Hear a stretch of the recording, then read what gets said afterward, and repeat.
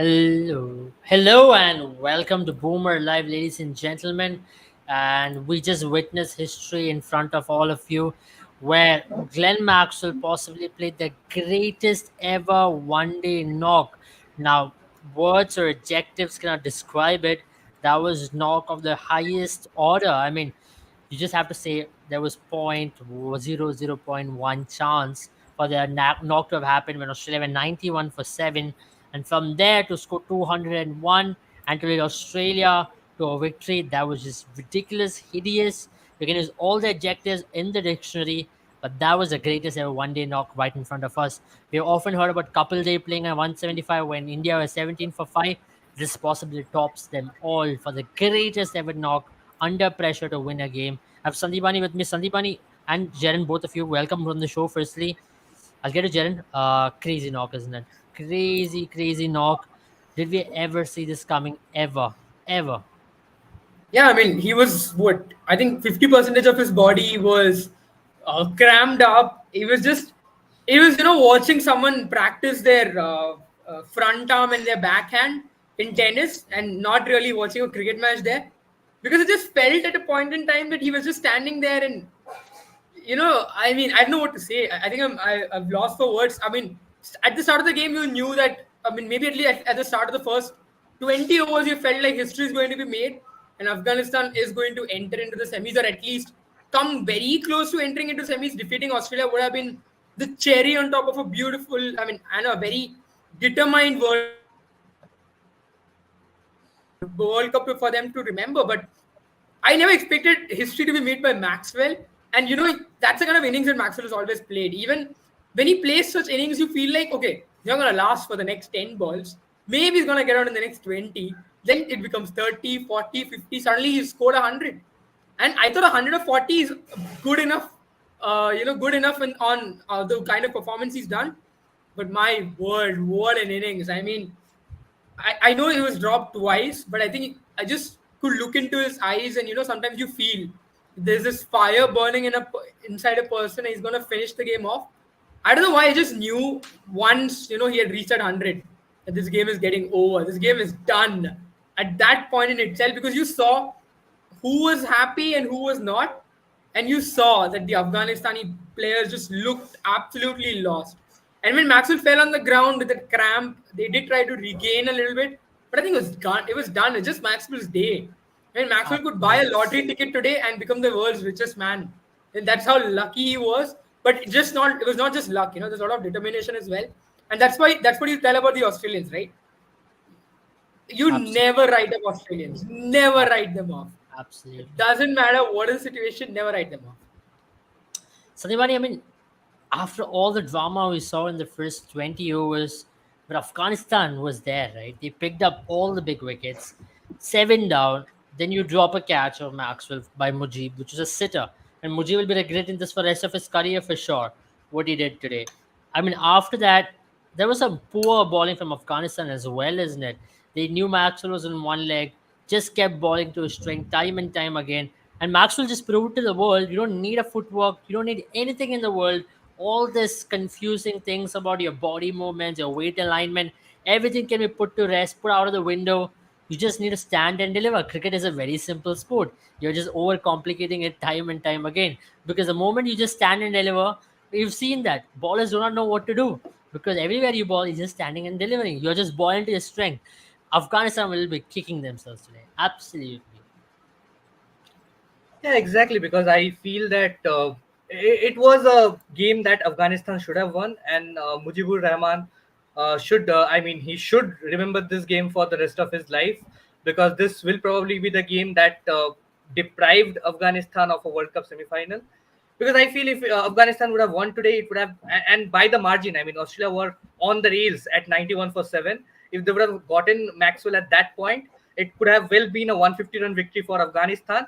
And then they would have just, I mean, even with the net run rate, they would have had a superior net run rate over New Zealand and Pakistan. And they were on the course to make it to the World Cup semi-final. So I think they would be absolutely kicking themselves. And like you mentioned, Maxwell played a blinder.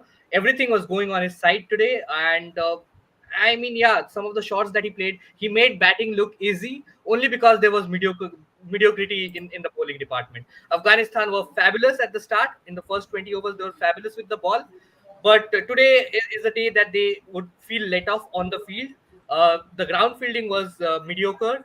The catching was good up till that point where they Yeah, dropped. I mean, Mujibur Rahman dropped a sitter, and also Hasmatullah Sahidi. If he would have probably judged the ball or knew if Rashid Khan was going or not, there was another catch dropped off Maxwell, which was a slightly difficult one from Shahidi. I think that is also a catch that you will take 7 out of 10 times in World Cup situations. But then again, they'll kick themselves because there was mediocrity bowling. They were under pressure once Maxwell started going. And like you mentioned, the spinners were bowling way outside off stump to Pat Cummins. They were not bowling attacking lines. And the pacers, I mean, just bowling to Maxwell's strength. You just keep on bowling. Does not have a leg. Keep it outside. You give, bowl the slower deliveries. Ask him to hit you. But they were just coming in hard, bowling those half volleys and just bowling in Maxwell's arc. And if you have such mediocrity around, Maxwell is a very, very class player. He is that absolutely. X factor player for you who will give you 2 wins out of every 14 or 15 games that he plays. That 40 ball 100 was one of those knocks. And I think today was, I mean, probably one of the best knocks chasing. We have gone on to say this time and time again. And I think statistically as well, first double century by any cricketer, I mean, in ODIs chasing, because all the other double centuries in ODIs have come batting first. So I think that Yeah, just goes on to show the temperament that he had. And I think, yeah. yeah, Jedin mentioned that Jedin mentioned, and also I think one of the commentators after the game mentioned that Maxwell was not satisfied after the century that he got. There was really subdued celebrations because he had the game in mind. He knew that if he would have stayed for the next 10 to 15 overs, he could take Australia through, and take Australia through he did. Absolutely. He did. He did. He well and truly did. But Jill, let's just talk about Afghanistan's captaincy and the bowling changes made by Hashmatullah Shahidi as well. He persisted with Noor and Rashid for quite a long while. And there was a period where you really thought Naveen Ullah should have been brought in, maybe just to stem the flow of runs, because Maxwell was ready to get going at that point. At the point, Afghanistan was still very complacent, thinking they picked up 7 wickets. But this is where proactive captaincy and ruthlessness is so much important, isn't it? At times you just let go of the game so much that it's so hard to catch up, and that's what you saw with Afghanistan. They let the game slip away. They kept waiting, knowing that they have picked up 7 wickets. It's just a matter of 1 wicket. Sometimes that 1 wicket doesn't come. You have to act quickly. You have to act swiftly. It's one of those days where you cannot go in with a set template of going with the Rashid and Noor to operate throughout. Maybe you have to change up a little bit because Maxwell was still iffy. You let him settle down, then it was a matter of 1 wicket. You could have won the game right there. But you kept waiting and Maxwell took the game away. Yeah, I think one of the major issues, I mean, you have to say was absolute brilliance from Maxwell. And maybe in many ways, I think Afghanistan also felt the pressure. They could never really recover from it. But yeah, I think the bowling was absolutely bad. And you're right about it. I can somehow understand, them still bringing in a Noor Ahmed or Rashid Khan because, I mean, Rashid Khan almost got him out before. Noor Ahmed, again, another spinner. The idea was that Australians struggle against spinners. But there's one batter in Australia who loves the spinners, who eats them for breakfast, is Glenn Maxwell. He has some of the best records against some of the best off spinners. I mean, some of the best spinners in the world. So, especially when the ball comes into him, leg spinner is still something that he struggled against. But when the ball comes into him, he is absolutely ruthless. So, that's when I was very surprised. I think they kept bowling full length deliveries, hoping one of them will hit the stumps. But maybe the best way to do would have been, I think Ricky Ponti kept screaming on the commentary, ball it short and wide, make him reach out for it. I mean, for any other batter, short, I mean, full and wide wouldn't have been a bad length either. But a Maxwell who can reverse scoop anything at any pace, I think that is still a bad delivery. So the best way for them would have been to keep bowling it short and outside off. And I think they balled 2 deliveries in that fashion, and he struggled. There was one that cut in as well. I think that and maybe a leg cutter, maybe which just took the ball away from him of the good length, the back of the good length would have really made him struggle because he had to reach out for it. And as a batter, you have to really transfer the weight of your legs when you're playing those kind of deliveries because it's not really coming towards you. So that is the reason why I think it was really bad tactical calls made by them. I think many a times it just felt like the ball was being thrown to the bowler and the bowler was stuck alone and he had to come up with something. None of the players really came together and maybe build something up. And even if they did not seem to have tried everything that they could have. Absolutely. Aussies now officially qualified for semi-final. Yes, he did. Yeah, I mean the planning was poor. I mean, Kapil, to be very honest, the kind of plans they had, they could have gone wider of the off stump. Not even one ball was ball wider of the off stump. The one ball they did that he reversed up them for six, but that was still with the fourth stump or fifth stump. No ball, no wide Yorkers, no short deliveries. Kept balling in the middle stump, kept balling straight lines. That's what made him look very simple. I mean, what Maxwell had to do was to swing the bat and the ball was going. I mean, the poor field setting as well. There was no thought whatsoever. They were just taken aback with what Maxwell was doing. They were more involved in it. At no point did they ever believe that they can pull this game back. They were just involved in that innings more as much as what Maxwell was involved. They just did not let things happen. At times, you just have to make things happen, and you'll have Yeah. to think out of the box sometimes. Maybe make Nabi ball one more over, make Maxwell take those chances. No, none of that. They did nothing at all. Kept balling the straight lines, and Maxwell just kept donking it. I mean, I think Afghanistan will have themselves to blame today more than anybody else. Pakistan is the strongest team in the World Cup at this point, and I think Pakistan will be a cakewalk for them. What do you think about that, Sandipani, about this comment? I think it's said in jest and humor, and I think we should keep it that way.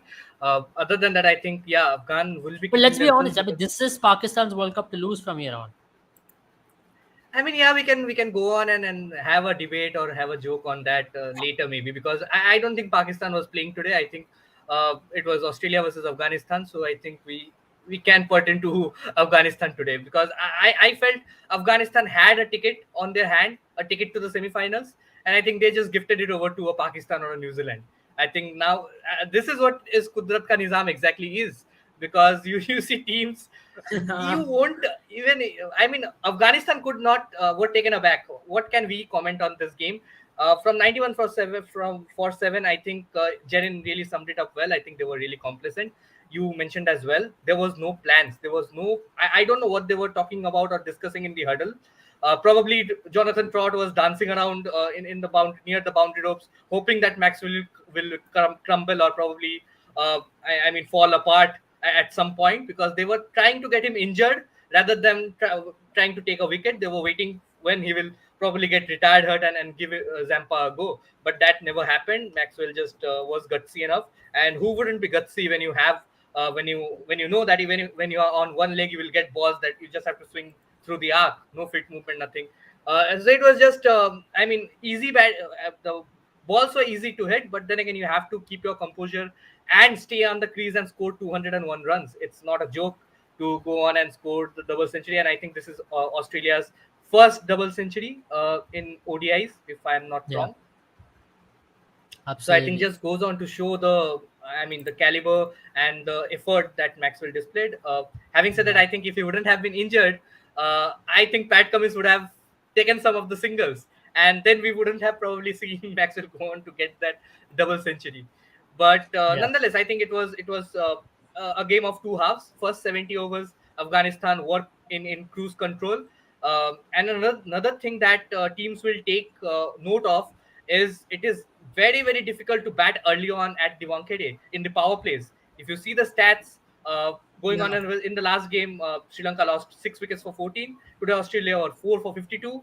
England against South Africa were some 67 for 4, and Bangladesh against South Africa was also some 42 for 3 or something like that. So I think a lot of teams, while chasing at Wankhede, they are finding it very very difficult when the ball is moving under lights.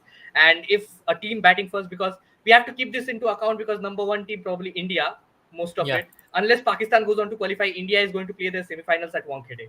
So suddenly the toss becomes a point of concern as well, because I don't know what Maxwell pulled off today. Uh, either of the teams that goes on to qualify in the fourth spot or India can pull this off under pressure in semi-final situation. So I think if yeah, you can bat first at Wankhede and score well in excess of 260, 270, I think it is going to be a very very tough contest. And I think the key to the chase is not to lose early wickets. And I think not just Afghanistan were bowling brilliantly, but then again you have to question some of Australians dismissals as well. Probably, for example, I have David Warner, who is experienced enough to know that playing one maiden over won't be the end of the world. He did not have to play that slog shot right after yeah, coming in. Josh Inglis is a player. I don't find him to be a player when there is 35, 40 overs left in the game. I think Mm-hmm. he's still a very mediocre batter coming in after 10 or 11 overs. He's another X factor player who will win you 1 or 2 out of 10, 11 games. And then you had a Marcus Stoinis trying to sweep, uh, or rather reverse sweep in a position where Australia couldn't afford that sort of carelessness. So I think all Absolutely. in all, I think it was a pathetic display of batting from Australia till the 20th over, and some ordinary bowling from Afghanistan from then on. Yeah, we all agreed to the fact this was a one-man show and it was the biggest show by the big show in itself to pull them out of the hole which they were in. And I think we did speak about before the game as well. So this middle order is a very jittery middle order. If you get through a couple of their wickets, and if this was not a Maxwell's, this was well 130 collapse for Australia and they would have lost the game by 160, 170 once. But it wasn't to be. But we also saw one thing today in Wankhede is that if you're ready to bite your time, or if you're ready to buy your time, you can also score 200 runs in the last 20 overs. And that's the kind of pictures we've always had in Wankhede. That's one of the reasons why Mohan has also mentioned Mumbai Indians as one of the most successful chasing team in Wankhede, because if you have wickets in hand, the ball comes onto the bat like a dream and you can just keep scoring runs all parts of it. It's a small boundary. You also have Mitchell Marsh's top edge fly for a six. It was not even a part top, it's the outside edge rather, which flew for a Outside six. it. So yeah, it was That literally was a nick. outside. Yeah, it was crazy. It was crazy. I mean, that's something which you see in Wankhede, and today you saw why Maxwell was able to do it. This is either a Chinnaswamy or a Wankhede. I don't think any ground in the country allows you to play such knocks until unless you are in any of these two grounds. And thankfully for Maxwell, he was in one of them. Or else, it would have been great if it was in Chinnaswamy because it would have been only fitting for the RCB player to do it in Chinnaswamy, but it wasn't to be, man. But Jaren, let's just talk about this very factor of Afghanistan as well. Now, Afghanistan would have been dented now. Obviously, they would have been dented. You reckon they were 20, 30 runs short because there was a few periods of play in between where they could have possibly pulled the game or taken the game a lot more deeper.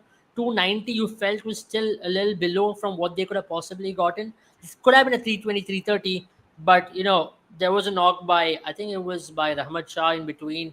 He wasn't really helping the cause. And even when Omarzai came to up the ante, it was too late. Or Rashid Khan's final blow is what really helped them. Even that Ibrahim Zadran's 100 was a very slow 100 in what you see with other players around. Yeah, I think that's also the way the Afghanistan is bad, right? They are a lot more pragmatic. They don't really play a lot of aggressive innings. And their idea obviously was to, play till the 30th over or 35th over without losing a lot of wickets so they can really push on from there on. I still think maybe that should have started at the 25th over when they had only lost, what, 2 wickets by the 25th over. I think that's where they should have started to target the Australian bowlers, especially.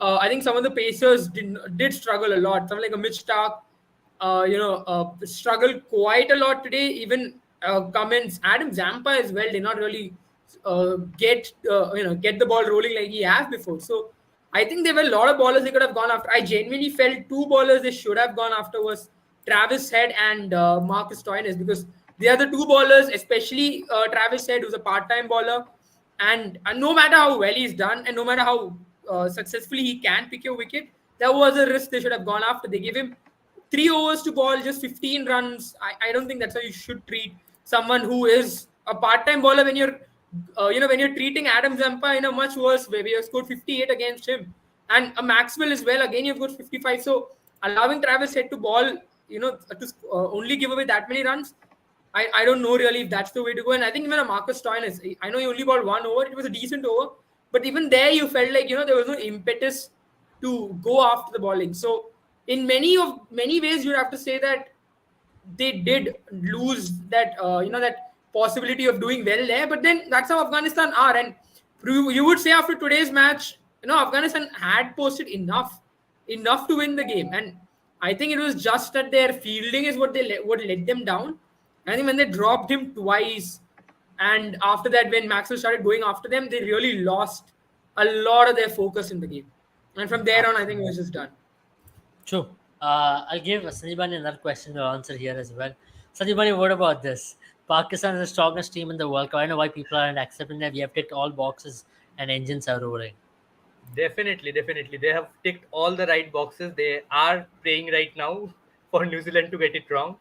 And I think Afghanistan, with today's loss, we can safely say that they are more or less out of the World Cup, because they'll have to beat South Africa, which is going to be an uphill task. Yeah, you can Uh, answer with this also. Who will India face according to you in the semifinals? yeah, that is where I was coming to. Yeah, exactly. Afghanistan are more or less out of it with this net run rate. They are not probably going to make it even after a win. They'll have to hope for Pakistan and New Zealand to lose. So the next two best teams that have a chance are New Zealand and Pakistan. I think, and Pakistan have a net run rate of 0.05. So they'll all the Pakistanis will be glued to their TV sets or streaming platforms wherever they're seeing the game for the New Zealand versus Sri Lanka clash, and hope that the Asian nation that have really upset them in the Asia Cup and in the World Cup. They came close to upsetting Pakistan in the World Cup as well. Can pull one against New Zealand, which is going to be difficult because Sri Lanka have lost to Bangladesh and Afghanistan leading into uh, this game against New Yeah. Zealand. So if we have a game at Chinnaswamy, the rain can be the only factor that can probably save them. If New Zealand wins the But you game, know, one thing about Bangalore is that rains, it stops. Today was a high rain day. Tomorrow, yeah. the predicted rain has really come down by drastic amount. So I think a game will take place in Chinnaswamy. Now, what Pakistan will really hope is Sri Lanka to defeat New Zealand, because anything of other sort, do you see, Jaren, at any point Pakistan defeating England by 130, 150, or a 170 run margin? Yeah, I think I'll tell you why. Um, I love that comment by Mohan there. I think I'll be very frank. If they don't get the World Cup, at least they should be given biryanis. From all the cities they couldn't really go and have biryani from. They deserve that much at least. But then, just to get back to the whole main point of it, I think you'd have to say that yeah, I mean it's very much possible, and I think if you look at all the teams right now, who knows. Absolutely. I think Absolutely. after This is Fakar so- Zaman came back and played those two knocks, I think he was the one who was stealing protein from Imamul Haq when he was actually going out to play the games. Fakar You're Zaman was saying out there before he was in not the getting bench. biryani, he was not getting the Yeah, chicken. Now he's not even getting batting. So it's a bad tour for Imam now. I mean, right now, Imamullah was possibly the worst player. I don't even know why are we bringing Pakistan when it's not a non-Pakistan game. Is Jaren high or something because Pakistan aren't playing PNG? Okay, so No, I think Nabil. The reason I say that is not because of Pakistan cricket, but because of England and how they have played. They have been absolutely horrendous. So if an England is chasing, that's all I'll say. yeah, wake up call for India as Pakistan is peaking in almost every team. I agree with you because right now, more than Pakistan, more than India, one team we know can be destructive in knockouts is the Australian team. Let's be all honest Yeah. to that. I mean, we talk about this heroic knock from Maxwell, but let's just give it to Patrick Cummins for a 12 run, 68 balls, 12 runs. I mean, that was the support role you can see. One of we talk about Robin Uthappa and Rohit Sharma's knock. We talk about who else do we talk about? We talk about some of the best players. Who was it with Ben Stokes while that particular Jack knock was happening? Leach. Jack Jack Leach. Leach. Jack Leach, yes. Jack Leach, we talk about Jack Leach, but this has to be given equal credit because this is wide from a top tier knock. He knew he just had to take the strike or just defended it. Maxwell was doing everything possible to take the team over. It's not like Patrick Cummins never had the ability to do so. They had 3 wickets still in the kitty, and still for him to choosing to do that, to play close to 70 balls just to play 12 runs, that's crazy, man. I mean, Patrick Cummins deserve it. But let's just talk about self belief in Australian teams, Sandeepani. Where will that be? I bet it'll be skyrocketed, and they'll be a tough team to beat in the knockouts. Yeah, exactly. And I think South Africa are going to face the brunt of it in the semifinals. South Africa is a team that have been, really struggling with chasing. So, I mean, if Australia is a team that has excelled in the past batting first as well. If you see some of this was Australia's highest successful run chase in the World Cups. For one of the most successful team in the World Cups, or the most successful team in the ODI World Cup, to have their highest successful run chase being only 292 goes on to show a statement that they are they bat their opposition out of the game as well. That is their template as well. So the South Africa versus Australia game at Eden Gardens is final is certainly going to be a very, very interesting contest, because you can expect a pitch similar to Wankhede at Eden Gardens as well. That if you can just play out the first 10-15 overs, there will be spin, but it won't be the end of the world. If you can just keep wickets in hand, you can go on to score in excess of 250, 270, 300 as well. Absolutely. Yeah, for India, I mean, it worked out a well. bad day is on the cards for India versus for Indian knockouts. What do you say, Sandeepani Tiwari? It's a straight question to you, Sandeepani. What do you think about that I bad day? I think India would have been happy if India will be happy to face any of the sides, because they have beaten 8 of them, and Netherlands are not going to qualify, so that game is still inconsequential. So the teams that they are going to face in the semifinals or the finals, they have already beaten them. They are going to be high on confidence. You said it's a wake up call for India. I think the previous comment mentioned that it's a wake up call for India, but I don't think it should be a wake up call for India, because India are already woken up. They are waking other teams up. South I Africa, mean, who was someone on asked a this to high. the key ponding on the commentary that do you think India are peaking way too early? And he was very clear saying that Australian teams never peak too early. We just kept on, we're getting stronger and stronger with every game. Yeah, And that's a very good point. If you look at 2003 or 2007, Australia never peaked too early. They just kept at it. They just kept steamrolling. And I Australia did think not lose a that mindset is game. very important. Australia did not lose a game in the 2003-2007 campaign. Yeah, And unbeaten side is they have won the World Cup in 19, since 9. No, that's a wrong stat. wrong Australia stat. was Australia unbeaten in won the 2003 World Cup and in Australia 2003, has, 2007. Australia 2007 has, yeah. unbeaten. Yeah, 3 and 7, Australia yeah. were 3-7. That's some And I Australian think team we're that was talking one of about. those periods where they had absolute world dominance. And I think the way India Yeah, is playing, I don't think peaking I early mean, is a concern for them, because all the bowlers are on form, all the batters are on form, and even when they have succumbed, or whenever they have been put under pressure, we have seen that India has gone on to do well, at least in the group stages. You talk about the game against Australia with the bat, and then you have a good example with the game against Bangladesh with the ball, or Pakistan with the ball, where Pakistan were 155 for 3. There was a collapse, restricted them to well under 200. Bangladesh were some 100 odd runs for 0 after 15-16 overs. They were restricted to 250. But then the quality of the sides is going to be different. But Pakistan and New Zealand, I mean, if New Zealand goes through, I mean, they can be compared to Australia sort of a level team that has been, been on the wrong side of luck as well in the last couple of games.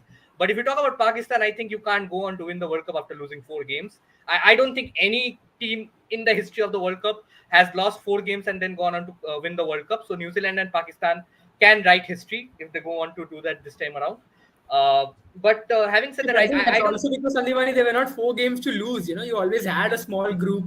It's just 2019 when it No, but started where you you had the 9 option games. of losing 1 game in the group stage. You could probably lose 1 or 2 when there was Super 8s or Super 6. And Yeah, yeah, I precisely that let's understand. be point. all So honest over here. For Pakistan at this point, they still are relying on a lot of ifs and buts. They have to defeat England number one. They'll have to hope that game gets washed out. There's a lot of things which they are still, still hoping for. For them to qualify at this point, the chances are very less. I mean, let's be all very practically clear. I mean, they're still hoping New Zealand loses to Sri Lanka. The moment New Zealand loses to Sri Lanka, then they'll have to hope they defeat England. And after that, they'll have to hope they'll defeat India in the semi-final, which ain't an easy task. So for them to win a World Cup is a distant dream at this point. I mean, for New Zealand on the other end of things, all what they have to do is defeat Sri Lanka by 20 run or 30 run margin, or even for the matter. I know I'm just asking, I'm going to ask Sandeep straight up. If Pakistan are to chase a target against England, how many overs will they have to chase it down by? I think close to some. If New Zealand just goes on to win by a whisker, then I think they'll have to chase it under 41 or 42 overs to get the job done, So or probably 131 37 runs to is equal to 40, 41 overs. 37 to 40, 37 to 40 overs. That's the difference between 131 runs and No, I think 78 it also balls. depends on how much run they are chasing. If they are Yeah, chasing some Mohan says 250, 29 270, overs. Yeah. Yeah, I no, also I read think somewhere below 29 overs 30. for a short target. I think if they can restrict England to less than 170, 180, then I think the target goes on. no, I think No, no. I think Abel, the issue there's about targets is also, if I'm not wrong, it also depends on what the target is, because that can really shift the net run rate and how it affects the game, right? Yeah, I read about So this as well. Any yeah, target, if New Zealand wins by 1 run, you'll have to chase it Yeah. down in 29.1 overs, and okay. if you're defending it, you'll have to win by close No, to but I also 130 odd feel that runs. a lot of things come into effect. But yeah, I'll take Mohan on the I think crutches we'll have a word for better, him. clearer picture after 9th of On the day. November. Yeah, yeah, Yeah. yeah. Yeah, let's just wait for the New Zealand Sri Lanka game to get over, which is in a couple of days from now. So then we'll have a better picture as to what does Pakistan have to just to win or win with a bigger margin. So a lot of these things we'll have to take a break I think because Afghanistan will be the first team to complete their quota of 9 games, right? Afghanistan versus South Africa is the first one. I think no, I think yes, Afghanistan versus South Africa will be the first one. Then it is Pakistan, and 12th we'll have double header, No, which New is Zealand's playing Pakistan. the last game against Sri Lanka first. So tomorrow is Netherlands Oh versus yes, England. oh yes, It is New correct, Zealand correct. versus New Sri Zealand is Lanka. also there. New Zealand is playing their So I first think game. Then both Pakistan and Afghanistan will know their chances after, I mean, a Yeah. couple of days. yeah, Yeah. I think 9th of November is a very big day if you look in the context. Tomorrow is just England versus Netherlands. You can still say it's a Champions Trophy qualification scenario for both of these Yeah. teams. But day after tomorrow is the big one. I mean, little way we know that this game will come down as one of the most consequential games of the tournament in terms of Pakistan and in terms of New Zealand. If New Zealand win like any margin, I mean, then they'll sit very pretty. And if they win by a very heavy margin, I mean, then Pakistan will have to really bite time. They'll have to really hope, something very drastic happens and England gets all of a 10 runs or 20 runs of that matter, or something of that, something very freakish. With the kind of way luck is going for them, even 5 runs is possible at this time. Shaheen Afridi runs and picks up 6 wickets in the first over. From the other end, it will be Mohammad Wasim picks up 6 wickets and 4 wickets in the next over. Game over. Pakistan will need 1 run to chase with the best chase in the history of the game. One ball, game over. So Yeah, that's what I they'll mean, be I think hoping. I had a misconception. I thought New Zealand's net run rate was somewhere close to 0.03, but I point 0.3, but I think it's 0.396, so it's close to point 0.4. So yeah, I think Mohan has got it on point. 29.1 overs is I mean, is when they'll have to complete the chase. So I think it will have to be that sort of a game like the England versus Sri Lanka one, where they'll have to restrict England less than 200 and then hope that Zaman does the magic because That is if New Zealand win by 1 run yeah. or win on the last ball of the Hmm. game. So If New that Zealand has a comprehensive victory, I think it's pretty much it. The end of the line. yeah, that's the end of the line. I mean, it'll be a repeat of 2019 World Cup for them. They were on points, level points with New Zealand even in their World Cup. But Yeah. fuckers, but we never talk about Babar Azam's 124 ball 100, where he kept celebrating for it, but never helped Pakistan's net run rate. So yeah, that's Yeah, what and I think happened. that is why my heart goes to I think Afghanistan as well, because I think that catch like Steve Waugh famously said, that catch cost them the World Cup to Herschel Gibbs. Yeah. I think this Afghanistan catch dropped the World Cup twice today. I think this catch cost them history. I think this drop will cost them history because Okay, so we have Afghanistan got first. some interesting points from Cricket of Zeal. He says another bad day like 2015 semi-final against India, 20 World Cup and New Zealand. Similar days on the cards. Mark my words, Sandeep Antiwari got it. Okay, if it doesn't happen, I think Sandeep really will be the winner here. Accept the fact that the bad days on the cards. What do you No, I say? think Would he you? has some cricket of zeal. I don't know if I've offended you in some way or not. I am not going to take the field. So if India wins or loses, I am not going to bear the brunt of it. I mean, But I'll I'm tell sure you the one 11. thing, Cricket of Zeal as well. Yeah. 2015, we were not the favorites to go into that World Cup. It was always Australia. Yeah. And we faced a barrage like Australian team, I like think if you guys the remember, Indian team of India, 2023. if you guys 2019, remember, England India was had the a very favorites. bad tour as well to Australia, where they were absolutely battered left and right by Yeah, England and even in the Australia. warm-up game in So, that yeah. World Cup, India did Yeah. lose to Australia. Tri-series, India did lose to Also, you Australia. had the likes of Stuart Binney playing for Team India. So I mean, he did not play in the World Cup, but you know, just talking about the lead up to psychological the World advantage, Cup. Australia were the favorites in that game. Yeah. 2019, I would say England were still the favorites to win the World Cup, but the New Zealand one was a genuine bad day. I mean, it was a game of margins. You would say, what are the chances the game would have gone to the next day? Better conditions for New Zealand to ball, but India would be a great team because India was not the strongest team. Let's be honest. 2019, you had so many questions. You won games, you topped the table. You had number 4 being a conundrum. You had so many issues regarding your playing 11. You didn't know who your sixth bowler was. Kedar Jadhav was rotated here and there. Dinesh Karthik was used here and there. Vijay Shankar at times, Rishabh Pant at times. It was a very unsettled team which went into that World Cup. You won games Yeah. just on your merit. I mean, you played good cricket. Rohit Sharma played some incredible knock. You won games of cricket, but you always knew at the back of the mind you're not the most settled team. England was the most settled team. But 2020 is a different thing what we're talking about. We've got one And of the also most the settled home ground teams. advantage also. I mean, you have to Yeah. give it to them, and also the dominating performances that India have put on. I think if you compare the wins of 2015, 2019 to 2023, I think you will get the difference between India is between always the the. favorites, buddy. Don't you know that? I agree. India are one of the favorites. India weren't the strong I think favorites that's the sort of like dominance that the 2015, Indian team has shown 2015, in the or last in decade. 2019. No, I Like think if you remember cricket, 2015. just to tell you, 20 leading into the 2019 World Cup, we all knew England was going to play the finals.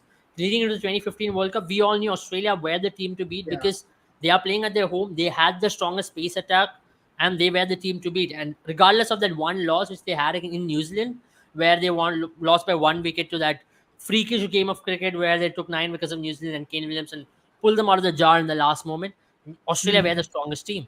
So Yeah. you can say even New Zealand was one of the very strong teams in the World Cup, and people always knew New Zealand and Australia were the teams to beat. There were three teams: Australia, New Zealand, and India. Three of them went on to play the semi-finals. South Africa was very close as well in that list. So yeah, top four was a deserving one in that World Cup. But ultimately, it came to the two strongest teams. One New Zealand team who was unbeaten, who played most of their matches home, came to the final to play away, and they lost there.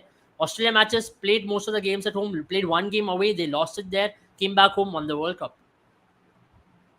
Yeah, and I think Exactly. 2015, 2019, 2019, I would still say India were one of the strong favorites because India was playing a very good brand of cricket as well. But We're talking 2015, I about remember very clearly, 2015, 2015, 2019, sorry. India were 2019, not at all 2019. one of the favorites, right? 2019, India was. I think India Yeah. genuinely was one of the favorites, and people predicted in India England final. I think that was what the Yeah. talks were about. And I think 2019 again we had a very bad day, as rightly mentioned. But I think 2015 we absolutely were battered in Australia, both in the Test series and the One Day series. I remember the talk was about whether Indian batters can play any sort of cricket on Australian conditions. There was a huge point of contention back then. They were like Indian bowlers. I think Indian bowlers did a very good job, but I just feel when it comes to their batting, it was always a question mark on the batters. But we proved a lot of that wrong. Even then, I think Australia absolutely dominated us, and that was pretty much expected as well. I think it wasn't a surprise to anyone. Yeah, I Yeah. mean, everyone felt bad that Australia did I mean, win. you knew India's luck was gonna run out, or India's runners was gonna run out at some stage because you picked up what close to 70 wickets in 7 games, and you were on a crazy run. I mean, you were Mm, picking up 10 wickets in every game, but you always had this thing behind. You're not the most complete team. You know, you Yeah. always had holes in that team. You had big holes in that team. You do not have a proper finisher after Dhoni. You do not have a proper bowler at the death. You do not have a wicket-taking spinner. A lot of issues were looming India, and they just hope, Rohit Sharma plays a knock or Virat Kohli plays a knock. The moment yeah. you lost those 3 wickets, openers, and the Virat Kohli falling in that semi-final, you were completely out of it. Then no Raina, no Rahane, or Dhoni could have saved you. I think that's the biggest change after 2000. 2011 was the last time I can remember able where if India had lost 3 wickets, India could have still survived, right? 2011, remember how against the final itself, we lost our top order very cheaply, you would have to say, except for Gautam Gambhir, of course. And there was a slight bit of partnership, but it never really lasted as long as maybe how 2015, 2019, our top order was as influential as that. I think 2019 again we've seen when India loses their 3 wickets or 2 wickets, there are players who still raise their hands. Now I'm not saying that India is not gonna have a bad day. It's very much possible. It's very much possible. Cricket Zeal is predicting what can happen. And that's not at all what we're saying. That's sport, right? That's how it is. I mean, today, for example, till the 20th over, anyone who had seen the scorecard would have said Australia is done and dusted. We've already seen this trend, where teams lose 7 wickets in the 20th over. It's never happened before, but that doesn't Yeah. mean it can't ever happen. We never But I expected think a, India a are putting on a very, very, concrete yeah. I performance. think Yeah, India is but a lot I'll more take that better. question as well, guys. Just a Yeah. minute. Buddies, you guys can't accept the fact that India no more cares about winning ICC events. It's all about making money through legal ways like branding, sponsorship, IPL rights, and the money able to. See, I'll agree to your last point, which is making money through branding, sponsorship, IPL, Who is one of the doesn't? motors of. If you look at IPL, I mean, the main reason why IPL has been such a marketable asset of the country has been because we've been able to make a lot of money through it. Now, if you look at the Saudi investment of 5 billion, I don't think any other asset across the world is that marketable like what IPL is. It's like a gold mine. I mean, you Yeah. invest in it and you get triple of it in the next 10 years for now. And it's got the biggest broadcasting rights. It's got the biggest marketable value. It's a very short period of time when people are going to consume that particular product as well. in all regard, IPL is a consumable asset, and you Yeah, and I invest in it, think you're going to get double in return. And it is very important for the Indian yeah, ecosystem. If you look at domestic cricket, everything, India wants to make money because India have to sustain all. If you have to run your state cricket, if you have to run your Ranji Trophy, Sahil Mustakali, you need the money coming out of IPL, and that's how the revenues is generated, and it goes to a larger amount of ecosystem as well. But talking about the first part of your question, winning ICC events, I think that is absolute bonkers. I don't think this team has been more wanting or desperate of an ICC events like ever before. You can see it in the players and the way they play. I mean, you can never yeah. say that these guys are going to ICC event for just for fun. If not, India wouldn't be so consistent in ICC events. If you look, we've been one of the most consistent teams in ICC, barring that 2021 T20 World Cup. We made it to semi-finals at least in every ICC events or finals. And not just that, we Yeah, have made it convincingly. We are either group toppers or table toppers at the end of the league stage. It's just that one or two of those games, one game in the knockout stage hasn't gone our way. And I think the disparity between the team that finishes fourth versus Team India, who is on top right now, will be huge in the semifinals. I think even if we get a New Zealand at Wankhede, I think India are going to be the favorites, because India, also not to forget that India will play the two semifinals in in venues where they have played their last two games and won in a convincing manner. They have dominated both with bat and ball. Against Sri Lanka at Wankhede, you saw a win by 302 runs. Against South Africa at Eden Gardens, you saw a win by 242 runs. It's either going to be India versus Pakistan at Eden Gardens, or it's going to be India versus New Zealand at Wankhede. And I think in both the games, India are going to be strong favorites. But Yeah, what I agree. interests me more is who India is going to face next. And I think now Australia looks to be in prime contention, because Hmm. it's now given that South Africa is playing See, I tell Australia. The you, venue the is not yet semi-finals decided. India will be favorites, but come the final, if it's an Australian team, I think it'll be 50-50 contest No, but I think because India will be favorites. India will be strong, India, not both strong, but teams will be slight favorites favorites on the going day. into the Because game. if you look at it, Yeah. given the fact that India are playing at home, of course India will start favorites. But the level playing field could be in a semi-final, could be 65-35.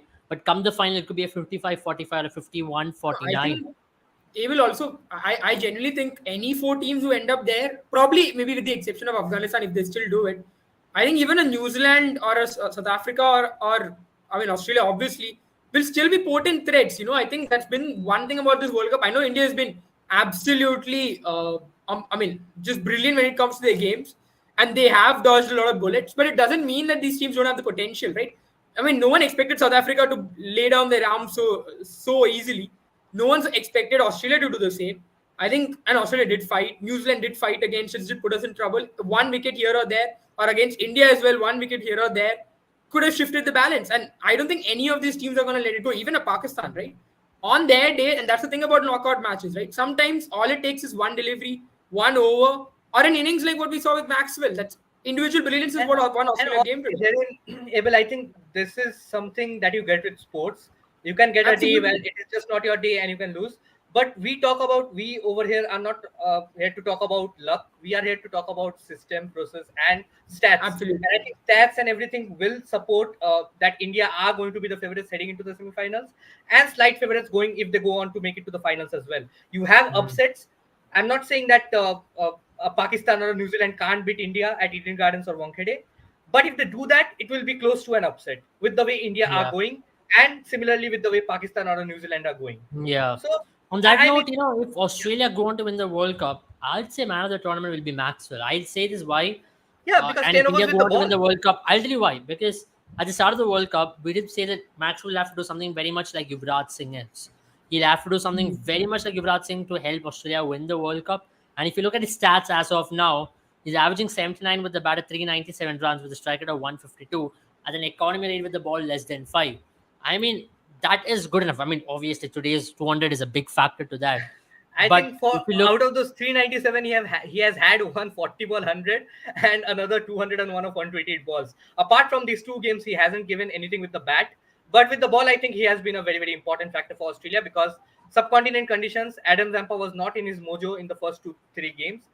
He yeah. was handling the major duties or responsibilities with the ball for them. Hmm. So now Yeah, Adam one Zampa which coming back to form, Maxwell is like a Yuvraj Singh for Australia. Yuvraj Singh of hmm, 2011 World Cup. I agree. On which date will the fourth team of the semi-final be fixed? It'll be fixed on 12th or 11th of November. So 4 more Yeah. days of cricket. In that, you'll have a South Africa, Afghanistan, I think I think if you can two, have a very I'll say decisive two result between New Zealand and Sri inconsequential Lanka, it games will for be fixed on semis ninth. will be Australia, Bangladesh, and No, I Netherlands mean, versus England, with the two inconsequential games for semi-finals. Other than that, every game has got some bit of thing attached to the semi-final. If you look at the Pakistan New Zealand, Pakistan was the England game, or the Sri Lanka versus New Zealand game as And well, I think those and two India games have Netherlands got game. some consequence in terms of the Champions Trophy qualification scenario. So I Yeah, I think we agree. are going to get interesting games. All the So you games are have going to two be games interesting. for consequentially for the semi-final.